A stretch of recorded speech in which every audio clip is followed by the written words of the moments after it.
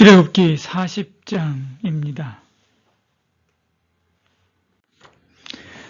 40장 1절부터 16절까지입니다. 여호와께서 모세에게 말씀하여 이르시되 너는 첫째 달 초하루에 성막곧 회막을 세우고 또 증거 궤를 들여놓고 또 휘장으로 그 궤를 가리고 또 상을 들여놓고 그 위에 물품을 진설하고 등잔대를 들여놓고 놓아 불을 켜고 또 금향단을 증거궤 앞에 두고 성막문에 휘장을 달고 또 번제단을 회막의 성막문 앞에 놓고 또 물두멍을 회막과 제단 사이에 놓고 그 속에 물을 담고 또 뜰 주변에 포장을 치고 뜰 문에 휘장을 달고 또 관유를 가져다가 성막과 그 안에 있는 모든 것에 발라 그것과 그 모든 기구를 거룩하게 하라.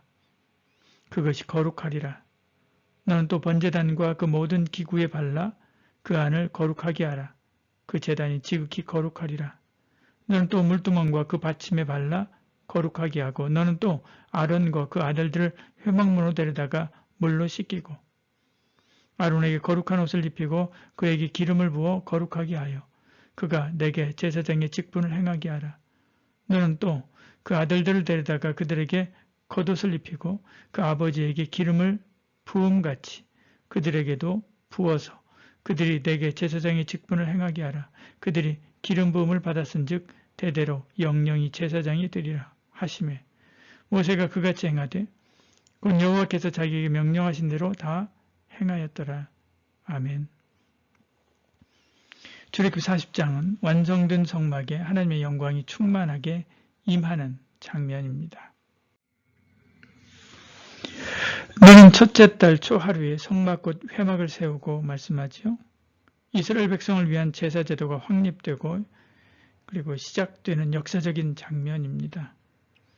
모든 것이 하나님 말씀대로 지어진 것을 확인하신 하나님은 이제 그것들을 기름을 발라 성별하고 말씀대로 제자리에 놓아 각각의 역할을 하도록 하라라고 말씀하지요. 성막기구, 제사장, 심지어 시간까지도 구별해서 첫째 달 초하루에 새롭게 시작하게 하십니다. BC 1445년 1월 1일 일입니다. 처음 시내산의 성막과 제사에 대한 설교를 받은 지 10개월 만이지요. 이렇게 많은 정성과 애정과 돈과 시간을 들였어도 기름 부어 성별하지 않으면 다른 천막, 다른 떡상, 다른 촛대와 별반 다를 것이 없지요. 그들이 특별한 존재로서 역할을 하는 것은 3단계로 이어져야만 합니다.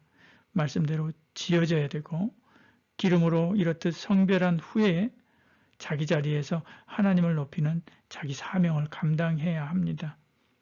그때 하나님의 제사하는 온전한 하나님을 제사하는 온전한 성물이 되지요. 우리도 그렇습니다. 거룩한 산제사로 자신을 드려야 됩니다. 그리스도의 말씀을 듣고 따르며 성령의 기름 부음을 받고 인도함으로 따르며 주신 자리에서 맡겨진 사명을 감당하는 거지요. 그것이 자신을 하나님이 기뻐하시는 거룩한 산제사로 드리는 영적 예배자가 될 수 있습니다. 모세는 제일 먼저 하나님께서 거하시고 예배 받으실 성막을 세우지요. 그 안에 법궤를 두고 휘장으로 그 앞을 가립니다. 등대와 향단을 들여놓습니다. 뜰에 번제단과 물두멍을 놓습니다. 그리고 마지막으로 뜰 주위에 포장을 치고 뜰문에 휘장을 달지요. 이것은 모세가 성막 건축을 지시하고 가르친 순서와 일치합니다. 이처럼 모든 일에는 순서가 있지요. 모든 것은 자기 자리가 있습니다. 하나님은 질서의 하나님입니다. 모든 것이 질서대로 되기를 바라시고 또 그런 질서를 통하여 아름다움을 만들어 가시지요. 우리 생활에도 먼저와 나중이 있습니다. 재정의 사용에도 먼저와 나중이 있습니다. 시간의 사용에도 먼저와 나중이 있고 언어의 사용에도 먼저와 나중이 있고 관계 맺음에도 먼저와 나중이 있습니다. 또한 주어진 위치에서 해야 할 역할이 있지요. 교회에서의 역할, 가정에서의 역할, 세상에서의 역할이 있습니다. 성도는 때를 알고 위치를 알고 자기 역할을 알아서 거기에 맞게 주님이 기뻐하시는 삶을 살아야만 하지요. 오늘 우리도 마찬가지입니다. 기준은 고사하고 무엇이 먼저인지도 모르고 살 때가 많지요. 하나님께 주실 주신 여러 가지 질서들을 다시 깨닫고 하나님께 주신 자리에서 하나님께서 원하시는 역할을 충실히 감당함으로 하나님께서 기쁘시게 받으시는 산제사의 삶을 사시기를 축복합니다. 성막이 성막으로 기능을 감당하자 하나님의 영광이 임하게 되죠. 34절에 구름이 회막에 덮이고 하나님 여호와의 영광이 성막에 충만하며 이렇게 말씀합니다. 성막이 완성되고 예배가 시작되자 하나님의 영광이 충만하게 임하지요. 하나님께서 만드신 천지는 말로 형용할 수 없을 정도로 광대하죠. 정교합니다. 하나님께서 만드신 에덴은 더할 나위 없는 천국이죠. 부족한 것이 전혀 없는 완벽한 낙원입니다. 그에 비하면 인간이 만든 성막은 너무나 보잘것없는 것이죠. 그런데도 하나님은 이스라엘을 통하여 성막을 짓게 하시고 그 가운데 임재하시죠. 보잘것없는 천막이 오십니다. 얼마나 큰 영광입니까? 이처럼 이 세상의 최고의 가수가 찬송하고 이 세상의 최고의 학자가 설교하고 이 세상 최고의 성우가 성경을 낭독하고 이 세상 최고의 프로듀서가 예배를 기획해야 하나님이 그 예비하는 그 예배에 임하시는 것이 아니지요.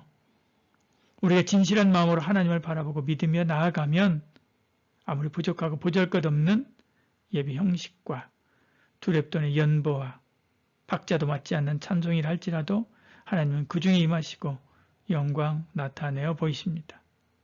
하나님은 장대한 스케일, 아름다운 예배를 찾지 않고 신령과 진정으로 예배하는 자를 찾으시기 때문에 그렇죠. 기도하겠습니다. 사랑이 많으신 우리 하나님, 우리의 예배 가운데도 또 우리의 삶 가운데도 영광, 영광, 또 영광, 하나님의 영광이 드려지는 그런 복된 삶, 영광스러운 삶이 되게 하여 주시옵소서. 예수님 이름으로 기도드리옵나이다. 아멘.